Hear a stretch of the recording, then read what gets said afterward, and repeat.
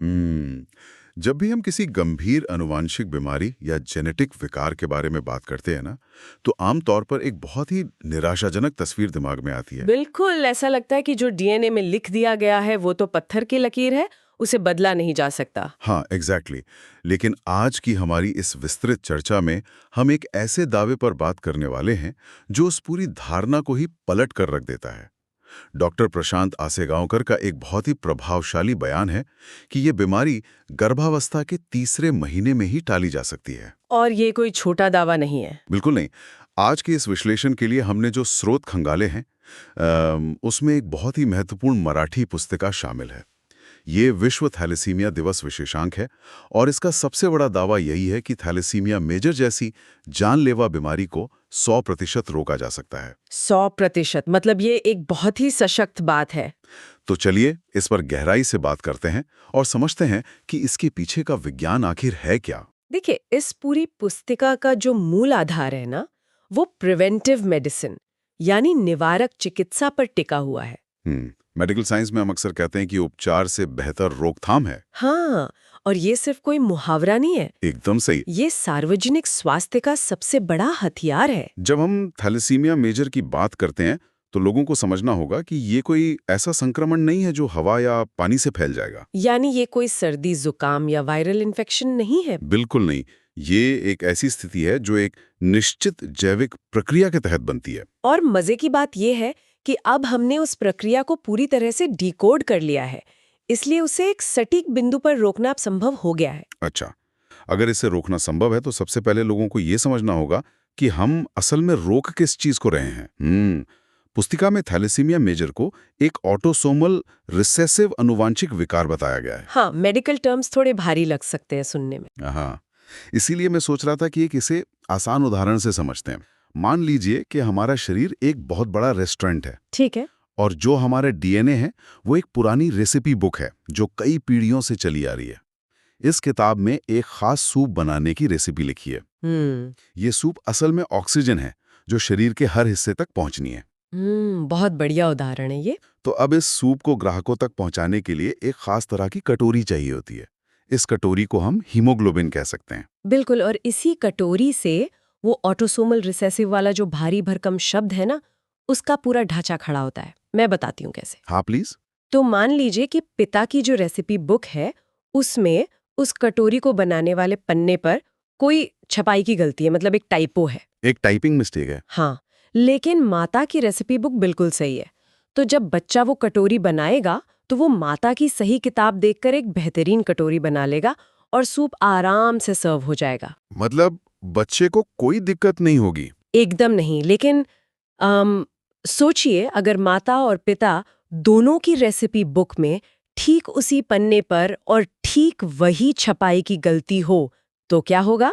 तब तो बच्चे के पास सही कटोरी बनाने का कोई रेफरेंस ही नहीं बचेगा। सही कहा। जो कटोरी बनेगी उसमें दरार होगी, वो सूप यानी ऑक्सीजन को रोक ही नहीं पाएगी और शरीर का जो इम्यून सिस्टम है वो देखेगा कि ये कटोरियां तो खराब है, तो वो उन्हें नष्ट करना शुरू कर देगा। बाप रे, मतलब शरीर खुद ही उन लाल रक्त कोशिकाओं को खत्म करने लगेगा? हाँ, और इसी वजह से शरीर में लगातार लाल रक्त कोशिकाओं की कमी होती जाती है। थैलेसीमिया मेजर के मरीजों के शरीर में असल में यही होता है। तो ऑटोसोमल रिसेसिव का मतलब यही हुआ ना कि ये बीमारी तभी सामने आएगी जब वो रिसेसिव यानी दबा हुआ खराब जीन माता और पिता दोनों की तरफ से एक साथ बच्चे में आए। एग्जैक्टली।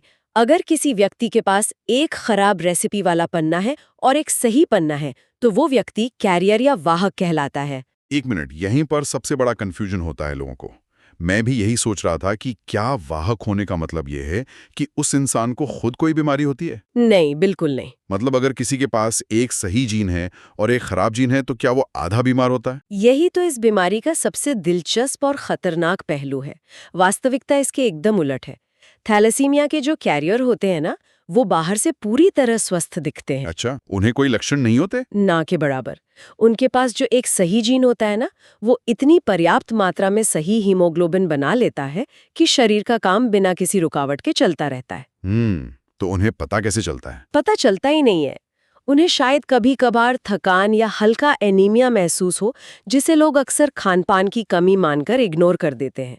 उन्हें कभी बाहर से खून चढ़ाने की जरूरत नहीं पड़ती। तो जब दो कैरियर आपस में शादी करते हैं तो उन्हें कोई अंदाजा ही नहीं होता कि वो दोनों अनजाने में वो खराब जीन अपने बच्चे को एक साथ दे सकते हैं। बिल्कुल, और वो खुद को पूरी तरह से स्वस्थ मान रहे होते हैं। यहाँ से ये विषय ना आनुवांशिकता के एक बहुत ही कड़े गणित में प्रवेश करता है।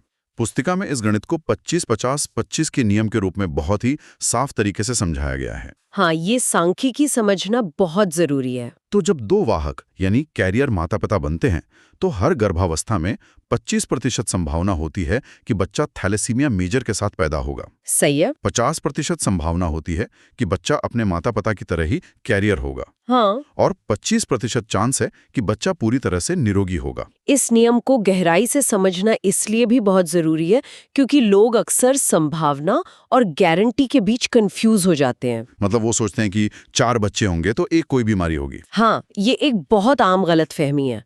जेनेटिक्स ऐसे काम नहीं करता। ये गणित हर एक गर्भावस्था के लिए एकदम शून्य से शुरू होता है। ये तो बिल्कुल एक सिक्का उछालने जैसा हो गया, कॉइन टॉस की तरह। बिल्कुल सही उपमा है। मतलब अगर पहली बार टेल आया है तो इसका ये मतलब थोड़ी है कि अगली बार हेड ही आएगा। हर बार जब सिक्का हवा में होता है संभावनाएं फिर से वही 50-50 ही होती हैं। और यहाँ हर गर्भावस्था में वो 25% का भारी जोखिम लगातार बना रहता है।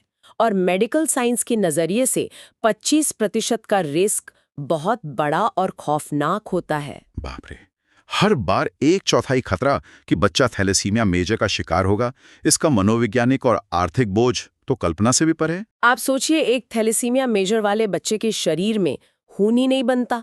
उसे जिंदा रखने के लिए हर 20 से 25 दिन में अस्पताल जाकर खून चढ़ाना पड़ता है। हर 20 दिन में? ये तो एक अंतहीन चक्र है। हाँ, और सिर्फ इतना ही नहीं, बार बार खून चढ़ाने से शरीर में आयरन इतनी ज्यादा मात्रा में जमा हो जाता है कि वो दिल और लिवर जैसे अंगों को खराब करने लगता है। हे भगवान! और फिर उस अतिरिक्त आयरन को निकालने के लिए महंगी दवाइयाँ और दर्दनाक इंजेक्शंस देने पड़ते हैं।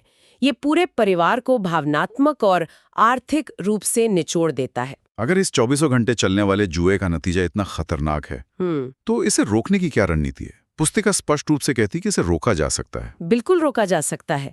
सरकार का जो national sickle cell anaemia elimination mission है, उसमें भी इसका जिक्र है। जागरूकता तो है ही, लेकिन सबसे पहला ठोस कदम है HPLC परीक्षण।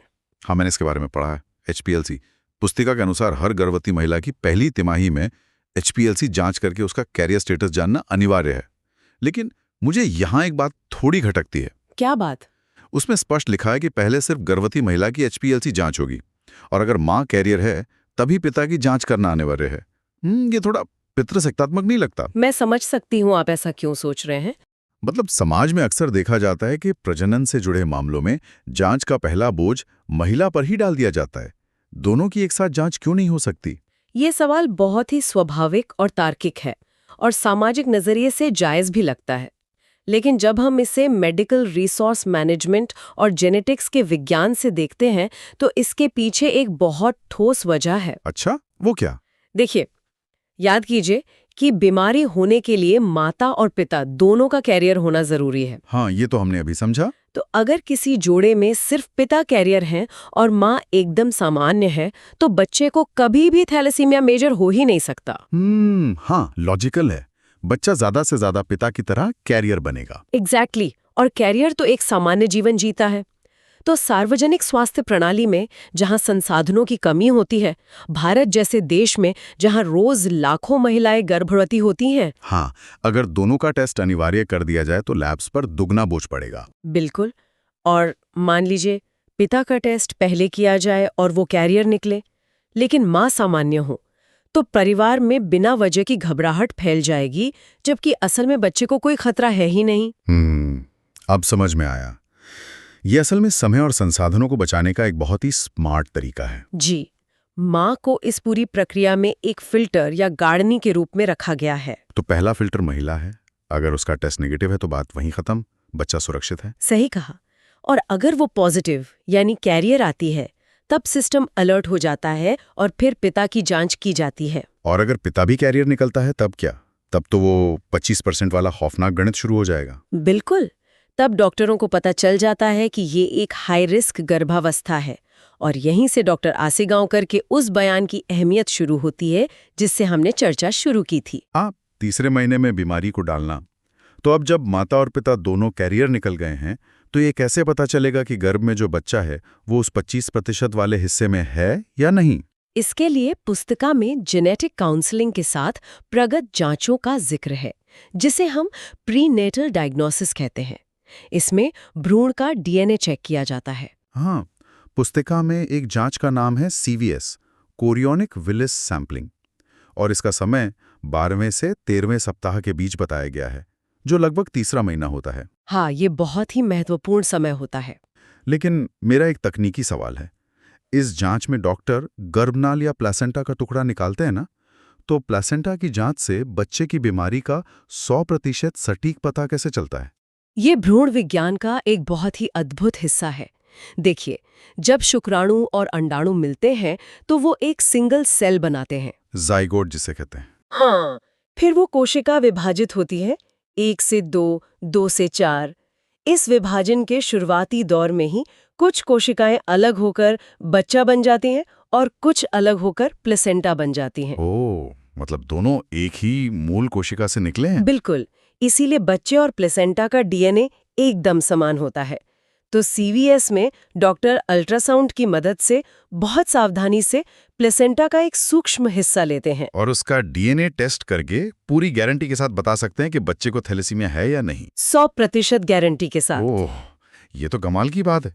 लेकिन अगर कोई किसी वजह से इस 12-13 सप्ताह के विंडो को चूक जाए तो? उसके लिए पुस्तिका में दूसरी जांच का भी उल्लेख है, एमनियोसिंथेसिस। हाँ, ये 16वें से 17वें सप्ताह यानी चौथे महीने में की जाती है शायद। सही। इसमें उस तरल पदार्थ का इस्तेमाल होता है जिसमें बच्चा गर्भ में तैर रहा होता है, जिसे एमनियोटिक फ्लूइड कहते हैं। तो क्या उस पानी में भी डीएनए होता है? बिल्कुल।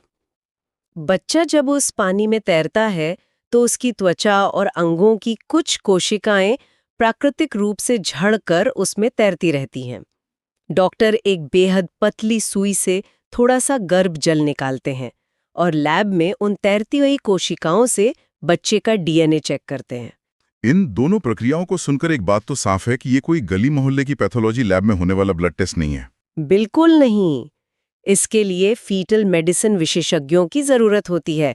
माइक्रो मिलीमीटर सटीकता चाहिए होती है इसमें। हाँ, इसलिए पुस्तिका में बाकायदा एक विशेष सेंटर का संदर्भ भी दिया गया है, छत्रपति संभाजीनगर में स्थित गर्भांकुर फीटल मेडिसिन सेंटर। हाँ, उनका पता भी स्पष्ट है, प्लॉट नंबर 49, जय विश्व भारती कॉलोनी, उल्का नगरी। और संपर्क के लिए नंबर भी दिए गए हैं 7012826880 और 9890727543।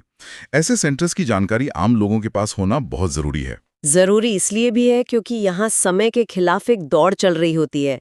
वो 12वें से 13वें सप्ताह का जो विंडो है ना, वो बहुत छोटा होता है। हाँ, अक्सर तो महिलाओं को अपनी प्रेगनेंसी का पता ही 6 या 7वें हफ्ते में चलता है।